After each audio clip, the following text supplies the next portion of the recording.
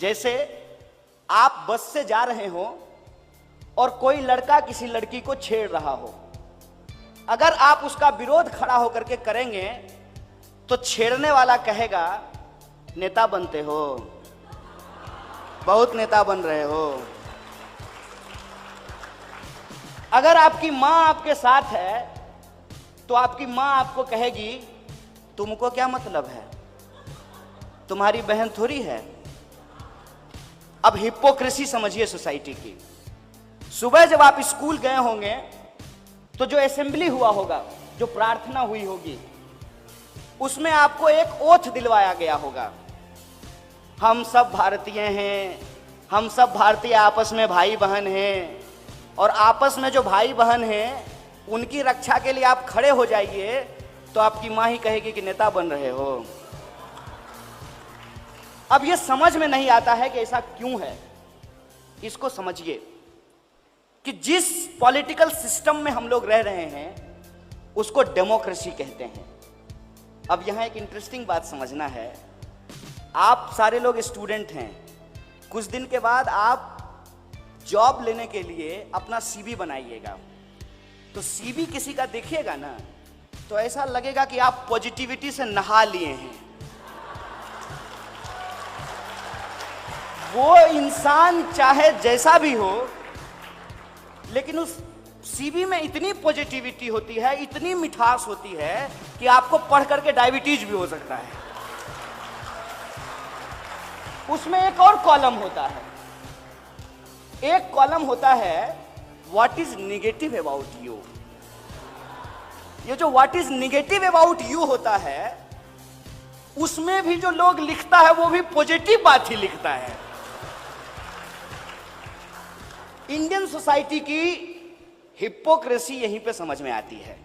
और मैं भारत को ब्लेम नहीं कर रहा हूं, मैं अपनी सोसाइटी के ऊपर सवाल इसलिए खड़ा करता हूं क्योंकि डेमोक्रेसी को जिंदा रखने के लिए सवाल पूछना बहुत जरूरी होता है।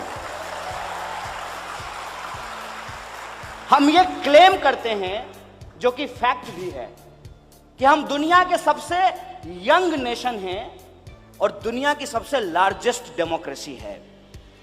और इस लार्जेस्ट डेमोक्रेसी में जो हमारा इलेक्टोरल प्रोसेस है, ऑल्दो वो इलेक्टोरल प्रोसेस बहुत खतरनाक है, first past the post system. और इस first past the post system में यह होता है कि मेजॉरिटी की गवर्नमेंट नहीं बनती है, माइनॉरिटी की गवर्नमेंट बनती है। फॉर एग्जाम्पल, लास्ट टाइम का जो जनरल इलेक्शन है आप उसको देख लीजिए। The NDA got 31% vote and there was 69% vote against the NDA. But who is our prime minister? नहीं, नाम ले सकते हैं, कोई दिक्कत नहीं है, वोल्डेमॉर्ट नहीं है, you can take his name.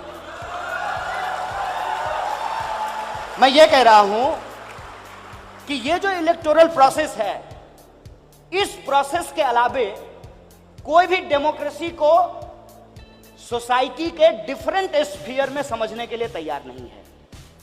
Democracy is not just about casting your vote.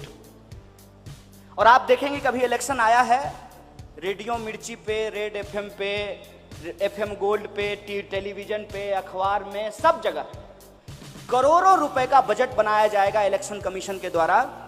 आपको इनकरेज किया जाएगा कि आप वोट दीजिए, आप 5 साल में एक बार वोट दे दीजिए, लेकिन बाकी साल आप पॉलिटिकल मत रहिए, ये आपको समझाया जाएगा।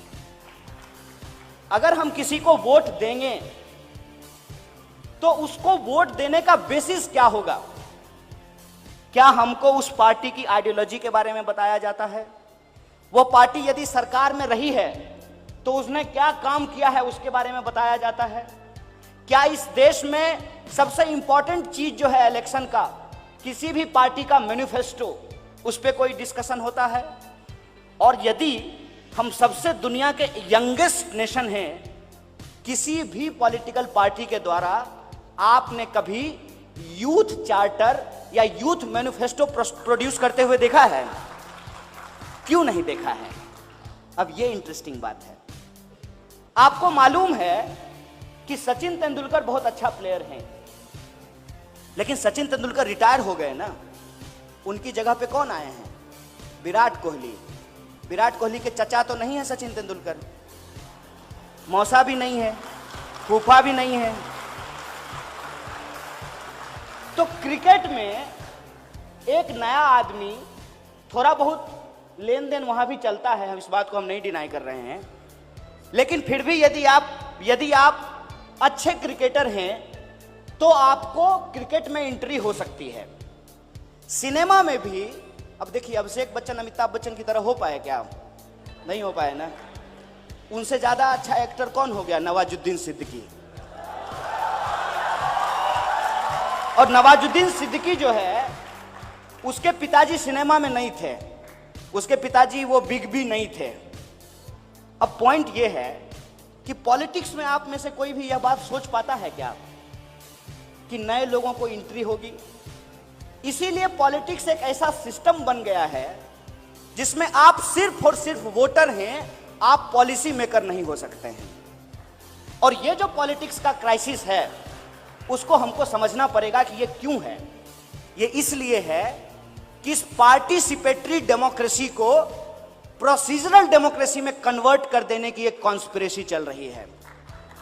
और ये जो प्रोसीजरल डेमोक्रेसी है, उसमें हम सिर्फ और सिर्फ वोट करेंगे, हम सरकार से सवाल नहीं पूछ सकते हैं, हम सिर्फ और सिर्फ पॉलिटिकल पार्टी की रैलियों में जाएंगे, हम पॉलिसी फ्रेमवर्क नहीं कर सकते हैं, हम नेताजी के लिए इनकलाब जिंदाबाद लगाएंगे, लेकिन हम पार्लियामेंट में नहीं खड़ा हो सकते हैं। ये हमारे वक्त का पॉलिटिकल क्राइसिस है। So I told you